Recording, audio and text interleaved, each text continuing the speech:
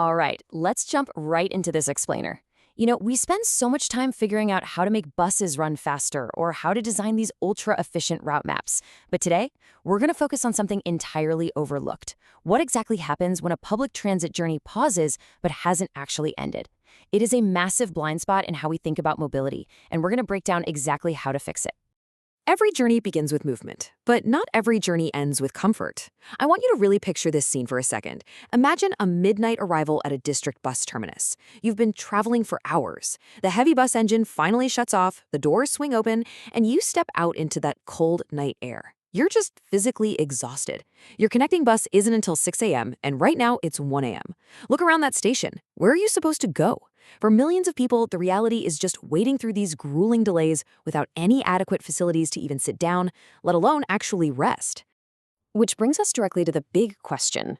Where do they go when the road ends? Put yourself in their shoes. When you're stuck in a transit hub in the dead of night, and the system offers absolutely no place for you to recharge, you become incredibly vulnerable. You're forced to try and find rest in a system that literally offers none. It totally agitates the very idea of public service, doesn't it? That sheer vulnerability of passengers left entirely to their own devices in the dark. Section 1. The hidden infrastructure problem. When we see someone sleeping on a bench at a bus station, we usually think it's just an isolated personal struggle. But this is a systemic daily reality. Millions of people arrive at midnight with literally nowhere to go. They're sleeping on hard platforms or waiting in unsafe roadside corners simply because no proper place was ever designed for them. And let's be honest, absolutely nothing tests the human spirit quite like a 3 a.m. layover on a frozen metal bench. To put that into perspective, globally, inner-city transit passengers can spend up to 20% of their total travel time doing nothing but waiting during layovers. That's not an exaggeration. That is the grim reality for travelers everywhere. So, the crucial point is this. This is not a transport problem alone. It is a missing infrastructure problem. Think about it. Cities will gladly drop millions on dynamic infrastructure, stuff like new highways, futuristic buses, ticketing apps, but almost zero on the static, holding infrastructure.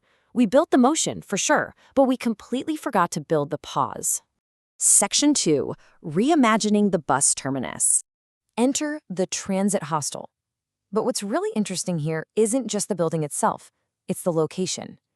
This idea places a transit hostel directly at every single district headquarters, bus terminus, campus. It's not hidden away in some commercial part of the city where you have to take a 10-minute taxi ride to get there. It is fully integrated into the heart of mobility itself, built right where you actually arrive. This brings up a brand new concept, a mobility campus. That's a district headquarters, bus terminus, where movement and rest coexist. A place where arrival has meaning and travel has dignity. Just let that sink in for a moment. It's a massive paradigm shift. We're transforming what used to be a simple, chaotic boarding point into a holistic, safe environment. You're no longer just at a bus stop. You are on a campus designed to actually manage your well-being between journeys. Section 3. Inside the transit hostel. Think about the profound relief of this contrast.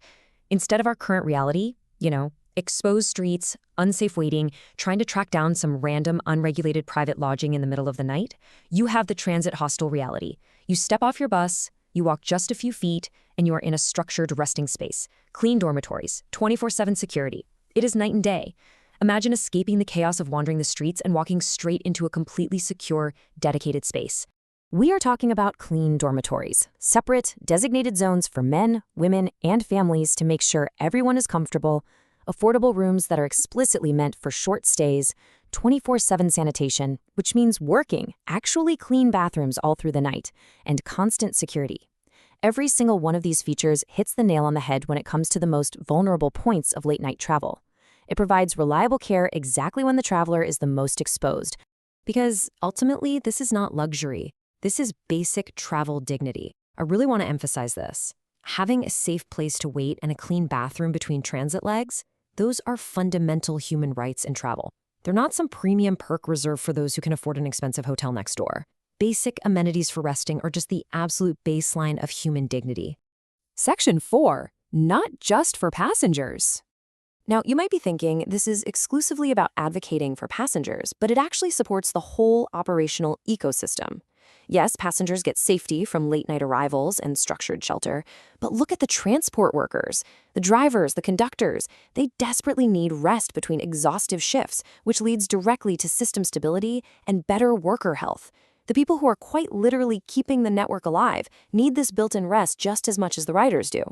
And this brilliantly illustrates one irrefutable fact. A transit hostel is not an addition to transport. It is part of transport logic. Integrating rest spaces for both the users and the operators isn't some extra nice-to-have bonus feature. It's the piece of the puzzle that finally makes public transit logical and complete.